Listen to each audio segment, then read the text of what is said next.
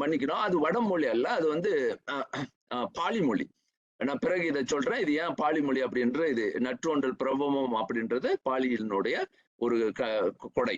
சரி, இங்க பாக்குறோம் இது எப்படி அப்படின்றத பிறகு ஆய்வு செய்வதற்கு முன்பாக முதல்ல நம்ம என்ன பார்த்தோம் அப்படின்னா, விழுவம் என்ற கருத்து வந்து இங்க சூரியன் அஸ்வினியில், அதாவது இங்க அந்த மேளத்தில் நுழையும் பொழுது இங்கு சந்திரன் வந்து அறுவையாக இங்க நின்று, இங்க பாருங்க 180 பாகையில் அது என்ன செய்து சரியாக எது துளாவியும் கண்ணியும் அறுக்கும் இடமாக அமைவது அப்படின்றது தான் முதல்ல பார்த்தோம். இதுக்கு பேர் வந்து அறுவை அப்படின்றத பாக்குறோம். இப்ப நம்ம ஒண்ணா பார்த்துருவோம்.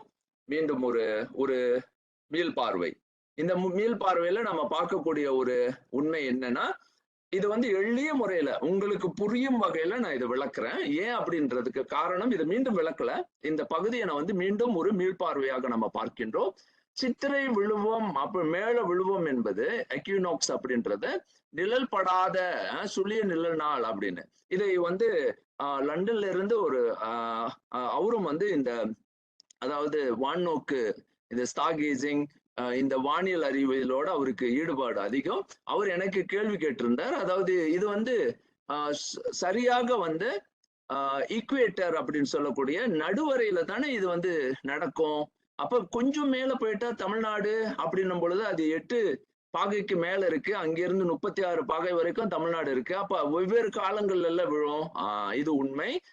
இந்த உண்மையை நம்ம சரியாக புரிந்து கொள்ள வேண்டும். டிராபிக்கல் ரீஜன் அப்படின்னு சொல்லக்கூடிய, அதாவது வெயில் வெப்ப கால அடிப்படையில் ஏற்படக்கூடிய அந்த இடங்கள்ல தான் நம்ம இந்த அதாவது சுழிய நிழல் நாளை நாம் வந்து சரியாக உணர முடியும். சரியாக மேல போக போக போக அது சரியாக உணர முடியாமல் போகும். அதுவும் வட துருவத்துல இதை வந்து அறிய முடியாது. ஆனா விழுவம் என்பது சமநாள் கருத்து அப்படின்றத முதல்ல நன்றாக புரிந்து கொள்ளுங்க.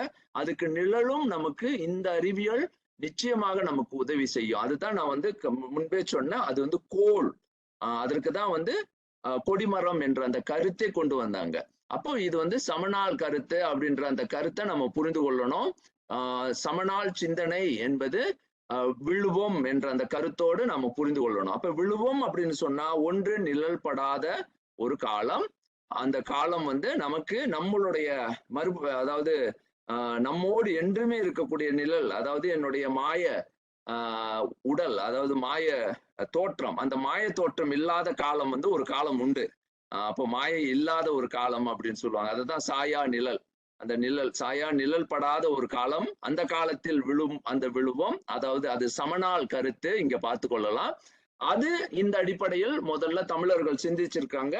இந்த சமநாள் கருத்திலிருந்து தான் அறுவை என்ற அந்த சிந்தனை வந்தது. நான் முதல்ல காட்டியது போல அறுவையில் வைத்து 180 பாகை நீங்க செஞ்சாதான் அங்க நமக்கு வந்து இந்த மீனம் என்ற அந்த 12 கோள்களை சரியாக, அதாவது கோள்கள் அல்ல, 12 ஓரைகளை சரியாக அடுக்கும் முறை நமக்கு கிடைக்கும்.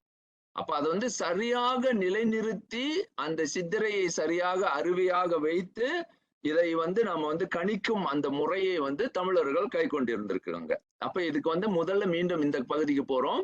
இங்க தமிழர்கள் இதை சரியாக செய்யும் பொழுதுதான் அங்கே அறுவை என்ற 180 பாகையில் இது வெட்டப்படுகின்றது. வானத்தையே வந்து 180 பாகை ஒரு கோணமானியை வைக்காமலேயே வந்து வானத்தையே வந்து ஒரு கருவியாக மாத்திருக்காங்க. இதுதான் வந்து மிக மிக அற்புதமான ஒரு கொடை. அப்போ அடுத்தது இந்த அறுவை அப்படின்ற அந்த நிலையை உறுதி செய்திருக்குங்க. அதுக்குதான் உதாரணத்தை நான் இங்கே சொல்றேன். சித்திரை அறுவை வீதி, இதை வந்து அறுவை வீதியும் நிறைக்கோள் துலாத்தார், இதை வந்து துலாம் அப்படின்றது இதுதான் பாருங்க, அந்த நிலை, அந்த துலா என்ற சொல்லே இதுலதான் பொருள் வருது. லிப்ரான்ற பொருளுக்கும் பாருங்க இங்க துலாம் அப்படின்றது, துளை அப்படின்னா இது பேலன்ஸ், அதாவது சரியாக நம்ம என்ன செய்யறோம், சமப்படுத்துகின்ற அந்த அருவினாலே இந்த இடத்த அறுவை பொருளை வைத்து அண்டத்தை, அண்ட விரிவு, அண்டை விசும்பு விரிகின்ற அந்த நிலையை இதெல்லாம் கணிக்கிற முறையை வந்து இந்த அறுவையில கண்டுபிடிச்சிட்டாங்க. அப்போ அந்த கண்டுபிடிப்பினுடைய அடுத்த அதாவது மறுபளிப்பாக அதாவது ஒரு பிரதிபலிப்பாக இருக்கக்கூடிய ஒரு நிலை வந்து சந்திர கிரகணம்.